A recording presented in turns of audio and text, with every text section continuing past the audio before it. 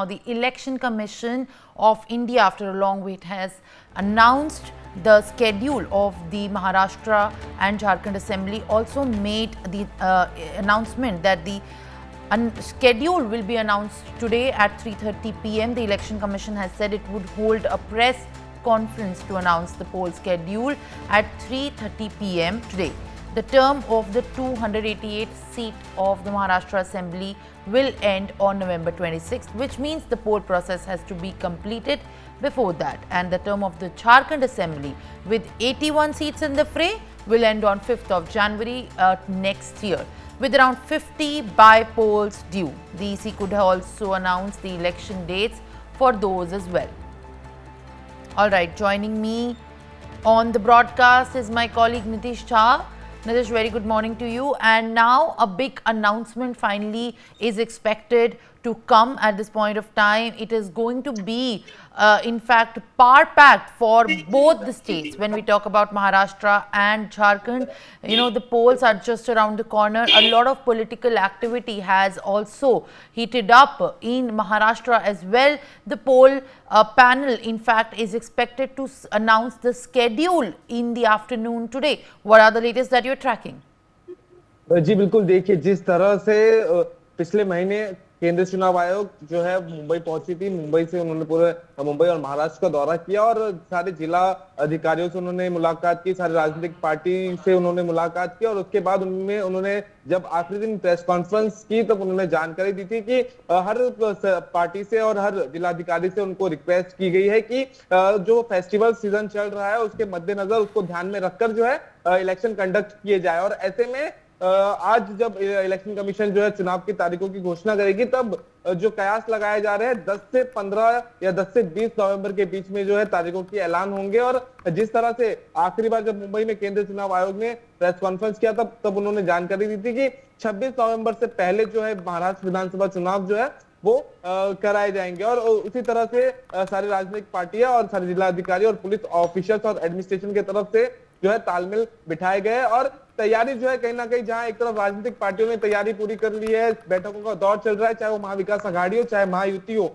दोनों ही के तरफ से, दोनों ही गठबंधन की तरफ से जो है तैयारियां तेज चल रही है। जहां एक तरफ महायुति भी आज 2:30 बजे पीसी करेगी, दोपहर 2:30 बजे पीसी करके सीट शेयरिंग को लेकर एक बड़ी जानकारी जो है दी जा सकती है। और वहीं सीएम चेहरा को लेकर भी जो है कुछ सवाल और जवाब जो है वहां उनसे किए जाएंगे और उन सारी चीजों पर जो है अपडेट लेने की कोशिश की जाएगी। लेकिन महाविकास आघाड़ी की तरफ से भी जो है सीट शेयरिंग फॉर्मूला को लेकर बीते 1 महीने से लगातार बैठकों का दौर चल रहा है और जिसके बाद कहीं ना कहीं अब ऐसी बात निकल सामने आई है कि शिवसेना जो है वो बड़े भाई की भूमिका में रहेगी और 20 से 30 सीटें ज्यादा जो है वो कांग्रेस से लड़ेगी। और ऐसे में देखना ये होगा कि जब आज चुनाव आयोग की तरफ से सीटों का ऐलान किया जाता है तो वो जहां तक कयास लगाया जा रहा है दिवाली और छठ पूजा के बाद जो समय होगा उस समय जो है ये इलेक्शन कंडक्ट किए जाएंगे और उसी समय 1 से 2 फेज में जो है ये इलेक्शन कराए जा सकते हैं। तो अब अभी जहां एक तरफ केंद्रीय चुनाव आयोग की तैयारी पूरी हो चुकी है, केंद्रीय चुनाव आयोग की तरफ से सारी चीजों की जो है जायजा उनकी तरफ से लिया गया है, उनकी तरफ से गतिविधि जो है वो भी तेज कर दी गई है और वही राजनीतिक पार्टियां भी अब अपने तरफ से जो है कमर कसकर इस पूरे महाराष्ट्र विधानसभा चुनाव में उतरेंगी। जी All right, Nitish, thank you for sharing the latest. In fact, now also let me get a word from my other colleague, Ritesh Mishra. Ritesh, we have spoken to Nitish about the kind of excitement and preparations particularly are underway in the state of Maharashtra. When we talk about Jharkhand, it's the 88th assembly seat.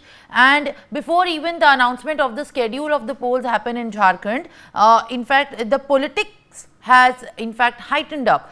And what we are also given to understand are the statements that are coming from JMM's Mahua Maji as well on, the BJP's behest that the poll panel is acting on. So these are some of the statements that have just started emerging as the announcement is also expected to follow shortly. What is that you are picking up at this point of time as far as the dates for Jharkhand Assembly polls is concerned, Ritesh? बिल्कुल, देखिए सबसे बड़ी बात है कि आज चुनाव के तारीखों का ऐलान हो जाएगा, लेकिन उससे पहले ही झारखंड में जो माहौल है वो पूरी तरीके से चुनावी हो चुका है। आप देखिए कि किस तरीके से योजनाओं का शिलान्यास हो रहा है, एक तरफ हेमंत सोरेन लगे हुए हैं पूरे जोर शोर से, तो दूसरी तरफ बीजेपी एक योजनाओं को वो कह रही है कि जैसे ही उसकी सरकार आएगी उन योजनाओं को लेकर वो लागू करेगी। जाहिर सी बात है कि इस बार फोकस है झारखंड के आदिवासी, झारखंड के ट्राइब्स और झारखंड के लोगों पर ही फोकस है। अब बात कर लेते हैं सीट शेयरिंग की, क्योंकि देखिए कि सभी लोगों को पता है कि झारखंड विधानसभा चुनाव भले ही 81 सीटों की ये बात है, लेकिन ये नाक की लड़ाई है, चाहे वो महागठबंधन यानी इंडिया अलायंस की बात कर लें या फिर एनडीए की बात कर लें। एनडीए में लगभग सारी चीजें तय हो चुकी हैं। जेडीयू कितनी सीटों पर चुनाव लड़ेगा, आजसू कितने सीटों पर लड़ेगा, बीजेपी कितने सीटों पर चुनाव लड़ेगी। और जो जानकारी हमें मिल रही है उसके अनुसार बीजेपी 65 से 68 सीटों पर चुनाव लड़ सकती है। 9 से 11 सीटें जो है वो आजसू को दी जा सकती है और 2 सीटों पर जेडीयू को एडजस्ट करने की कोशिश होगी। हो सकता है कि इसमें इजाफा हो, 1 सीट और दे दी जाए।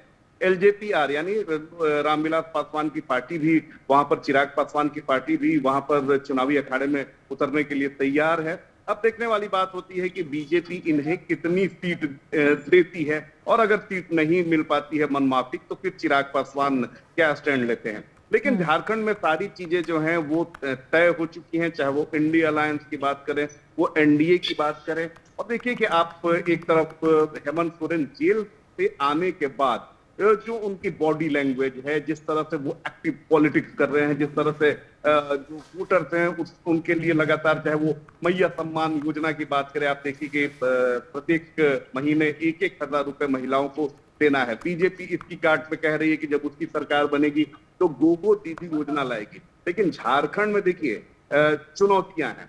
चुनौती है बीजेपी के सामने ये कि उसके पास पीएम फेस कोई नहीं है।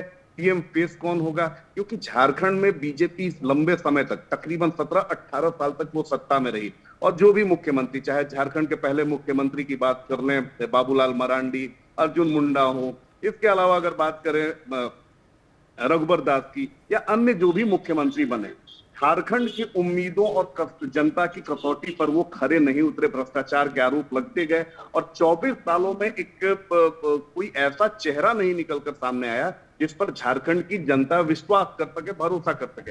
हालांकि अगर बात करें तो 5 सालों में काफी परिपक्व हुए हैं हेमंत सोरेन, और महागठबंधन के फेस, पीएम फेस वही है। तो यहाँ पर एक चुनौती अगर है बीजेपी के सामने कि सीएम फेस उसका कौन होगा, ये अभी तय नहीं है।